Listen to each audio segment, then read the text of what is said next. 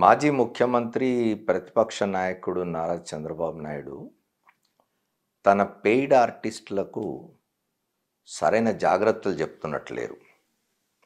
మెళకువలు నేర్పుతున్నట్లేరు. వాళ్ళు దొరికిపోతూ ఉంటారు. తాజాగా దొరికిపోయింది ప్రశాంత్ కిషోర్. ఒకప్పుడు ప్రొఫెషనల్ పొలిటికల్ స్ట్రాటజిస్ట్, అంటే వృత్తిపరంగా రాజకీయ వ్యూహకర్త, అంటే రాజకీయ వ్యవహారాల వ్యూహకర్త. ఒకప్పుడు ఐపాక్ అని ఒక సంస్థ నడిపేవాడు. ఆయన ఒక 3-4 మాసాల క్రింద ఎప్పుడో చంద్రబాబు నాయుడు కలుసుకున్నాడు. చంద్రబాబు నాయుడు కుమారుడు లోకేష్ ఆయనను హైదరాబాద్ నుంచి ఒక బీజేపీ నాయకుడి విమానంలో, ప్రత్యేక విమానంలో విజయవాడ తీసుకుపోయి, గన్నవరం తీసుకుపోయి చంద్రబాబు నాయుడు కల్పిస్తే 4 గంటల పాటు వాళ్ళిద్దరు మాట్లాడుకొని బయటకు వచ్చినాడు ప్రశాంత్ కిషోర్. బయటకు వచ్చి ఆయన చెప్పింది ఏమిటంటే, ఇందులో పెద్ద విషయమేం లేదు, ఇదేదో మర్యాదపూర్వకంగా కలుసుకున్నాను నేను చంద్రబాబు నాయుడు అని వెళ్ళిపోయినాడు. అప్పుడందరూ చంద్రబాబు నాయుడు గాలి తీసేసినాడు ప్రశాంత్ కిషోర్, చంద్రబాబు నాయుడు సహాయం కోరాడు ప్రశాంత్ కిషోర్ ఇవ్వలేదు అని చాలామంది విశ్లేషించినారు. కానీ అక్కడే ఒక వ్యూహరచన జరిగింది. ఇవాళ వచ్చి ప్రశాంత్ కిషోర్ హైదరాబాద్లో ఒక సప్త నక్షత్ర హోటల్లో ఒక దినపత్రిక నిర్వహించిన dialogue with ace political strategist Prashant Kishor అనే కార్యక్రమంలో మాట్లాడినాడు. ముందు ఆ దినపత్రికకు చెప్పాల్సింది ఏంటంటే, Prashant Kishor is no more an ace political strategist. తెలుగులో చెప్పాలంటే ఏస్ పొలిటికల్ స్ట్రాటజిస్ట్ అంటే ఒక ప్రముఖ రాజకీయ వ్యూహకర్త. ఇంకా ప్రశాంత్ కిషోర్ రాజకీయ వ్యూహకర్తగా ఉన్నాడు అని ఆ పత్రిక సంబంధించిన సంపాదకులు భావిస్తూ ఉంటే వాళ్ళ అజ్ఞానాన్ని చూసి మనం విచారం వ్యక్తం చేయడం తప్ప ఇంకోటేం లేదు. Editors must note that Mr. Prashant Kishore is no more an ace political strategist, but he is like many number of petty politicians. ఆయన కూడా ఇప్పుడున్న అనేక మంది చిల్లర రాజకీయ నాయకుల్లో ఒకడు, చిల్లర రాజకీయ నాయకుల్లో లాంటి వాడు అనేది సంపాదక వర్గం గుర్తిస్తే మంచిది. ఆయనను తీసుకొచ్చి మాట్లాడించి వాళ్ళ మొదటి పేజీలో పెద్ద వార్త, జగన్మోహన్ రెడ్డి ఓడిపోబోతున్నాడు అని. దానికి ఆయన చెప్తున్నది ఏంది, ఓడిపోబోతున్నాడు అని చెప్పి. పోనీ ఆయన ఆంధ్రప్రదేశ్లో తిరుగుతున్నాడా? ఆంధ్రప్రదేశ్లో పరిస్థితుల్ని, ప్రజల అభిప్రాయాల్ని తెలుసుకుంటూ ఉన్నాడా అంటే ఆయన మాటల్లోనే చెప్పినాడు, I have no data or first-hand experience of the political situation in Andhra Pradesh.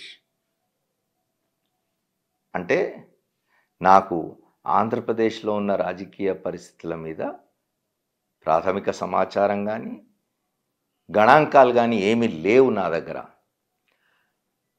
But my gut is telling me that he is losing big, not just losing but losing big అంటాడు. అంటే నా మనస్సాక్షి చెప్తున్నది, my gut feeling అంటే నా నమ్మకం, జగన్మోహన్ రెడ్డి పెద్ద ఎత్తున ఓడిపోబోతున్నాడు, అంటే ఘోరంగా ఓడిపోబోతున్నాడు. ఎక్కడి నుంచి వచ్చినాయి నీకు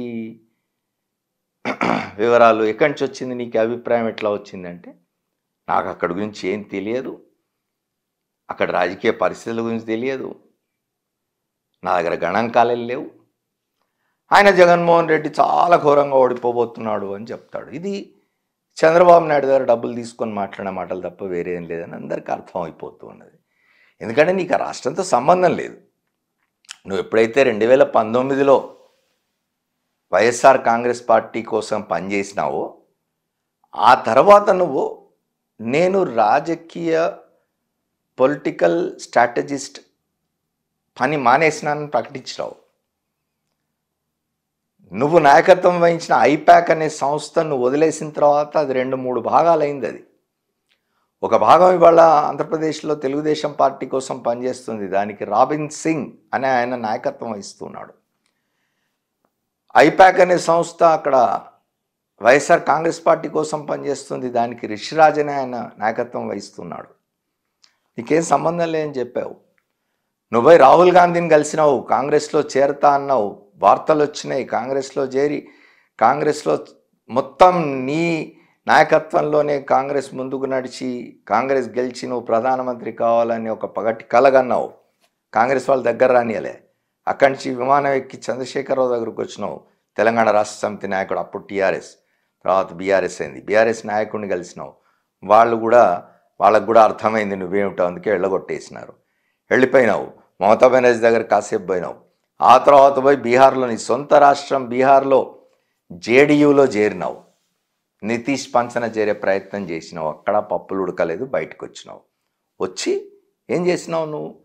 జన్ సురాజ్ అభియాన్ అని ఒక సంస్థను ఏర్పాటు చేసుకొని బీహార్లో చంపారణ్ ప్రాంతంలో పాదయాత్ర చేసినావు నువ్వు. 2025లో బీహార్లో జరిగే ఎన్నికల్లో 80 మందికి పైగా అభ్యర్థుల్ని పెట్టి నేను అధికారంలోకి వస్తా అని చెప్పి కలలు కన్నవాడివి. నీకు పొలిటికల్ స్ట్రాటజీతో సంబంధం లేదు, రాజకీయ వ్యూహాలు నీకు లేవు ఇప్పుడు. అయినా వచ్చి వాళ్ళ ఏం చెప్తున్నావు? నా దగ్గర గణాంకాలు లేవు కానీ జగన్మోహన్ రెడ్డి ఓడిపోతాడు అంటున్నావు. గణాంకాలు లేవంటూనే మళ్ళీ ఏం చెప్తున్నావు? జగన్మోహన్ రెడ్డి ఒక పెద్ద తప్పు చేసినాడు, గుడ్లన్నీ ఒకటే బుట్టలో వేసినాడు, వాటిని వేరే వేరే బుట్టల్లోకి పంచలేదు, అందుకే ఓడిపోతాడన్నావు. ఏమిటది? దానికి ఏం చెప్తున్నాడు? ఒక ఏమంటారు దాన్ని, ఒక బూటకపు ఆర్గ్యుమెంట్ని, బూటకపు వాదనను ప్రాతిపదికగా చేసుకుంటున్నాడు. ఏమిటా బూటకపు వాదన అంటే, ఆంధ్రప్రదేశ్ రాష్ట్రంలో 50% పైగా జనాభా అర్బనైజ్ అయింది, అంటే పట్టణీకరణ జరిగింది. వాళ్ళెవరికి Jaganmohan Reddy direct benefit transfer ద్వారా డీబీటీ ద్వారా ఇస్తున్న సంక్షేమ ఫలాలు వాళ్ళెవరికి అందడం లేదు. కాబట్టి జగన్మోహన్ రెడ్డి ఓడిపోతాడు. అసలు ఆంధ్రప్రదేశ్ జనాభా ఎంత, అర్బనైజ్డ్ పాపులేషన్ ఎంత అనేది ఆయనకు తెలియదు. జగన్మోహన్ రెడ్డి గారు చేస్తున్న సంక్షేమ కార్యక్రమాలు ఏ శాతం మందికి అందుతున్నాయనేది ఆయనకు తెలియదు. వాస్తవాలు మనం మాట్లాడుకుందాం. ఆంధ్రప్రదేశ్లో అర్బనైజ్డ్ పాపులేషన్ అంటే పట్టణాల్లో నివసిస్తున్న గ్రామీణ ప్రజలు కాకుండా ఉన్నవాళ్ళు 35%. జగన్మోహన్ రెడ్డి గారు డైరెక్ట్ బెనిఫిట్ ట్రాన్స్ఫర్ ద్వారా అందజేస్తున్న సొమ్ము నేరుగా జనానికి అందుతున్నది, అవినీతికి ఆస్కారం లేకుండా జనానికి అందుతున్నది 85% మందికి ఆ రాష్ట్రంలో. అంటే అర్బన్ ప్రాంతాల్లో నివసిస్తున్న వాళ్ళలో కూడా ఒక 20% మందికి అందుతూనే ఉంది కదా, 20-25% మంది. ఇంకో 10-15% మంది మాత్రమే. ఆ 10-15% మంది ఎవరో మనకు తెలుసు. సంపన్నులు, అగ్రకులాల వాళ్ళు, వ్యాపారులు, అయితే పెద్ద పెద్ద ఉద్యోగాలు చేస్తున్న వాళ్ళే ఉండవచ్చు. 80-85% మందికి వాళ్ళ ఆంధ్రప్రదేశ్లో వైఎస్ఆర్ కాంగ్రెస్ పార్టీ, జగన్మోహన్ రెడ్డి గారి నాయకత్వంలోని వైఎస్ఆర్ కాంగ్రెస్ పార్టీ ప్రభుత్వం ఈ 4.5 సంవత్సరాల్లో కొన్ని లక్షల కోట్ల రూపాయలు డైరెక్ట్ బెనిఫిట్ ట్రాన్స్ఫర్ ద్వారా ప్రజలకు అందజేసింది. ఏమి లేకుండా తప్పుడు లెక్కలు చెప్తూ, ఈయన గణాంకాల దగ్గర లేవని చెప్పి మళ్ళీ తప్పుడు లెక్కలు చెప్తూ ఉన్నాడు ప్రశాంత్ కిషోర్. వచ్చి ఆయన Jaganmohan Reddy is going to lose big ఇట్లా మాట్లాడితే ఒక పత్రిక, ఆయనతో ఈ కార్యక్రమాన్ని నిర్వహించిన పత్రిక మొదటి పేజీలో 6 కాలాల వార్త వేస్తుంది. సరే, చంద్రబాబు నాయుడు డబ్బా కొట్టే మీడియా సంస్థలు ఎట్లాగూ ఉన్నాయి, ఓ 2 పత్రికలు, ఓ 3 న్యూస్ ఛానళ్ళు, వాటికి పండగ. నిన్న ప్రశాంత్ కిషోర్ మాట్లాడిన అవాకులు చవాకుల్ని వాళ్ళు కూడా పెద్ద ఎత్తున ప్రచారం చేసే ప్రయత్నం చేస్తున్నారు. కానీ ఆంధ్రప్రదేశ్లో ప్రజలకు బాగా తెలుసు. ప్రశాంత్ కిషోర్ లాంటి వాళ్ళు వచ్చి వాళ్ళు చెప్పే పని లేదు.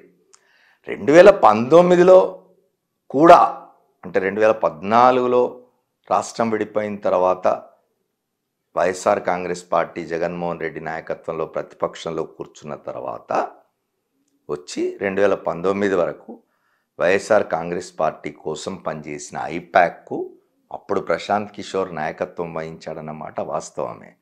అయితే కేవలం ప్రశాంత్ కిషోర్ ఐపాక్కు నాయకత్వం వహించి జగన్మోహన్ రెడ్డిని అధికారంలో కూర్చోబెట్టాడు అనుకుంటే పొరపాటు.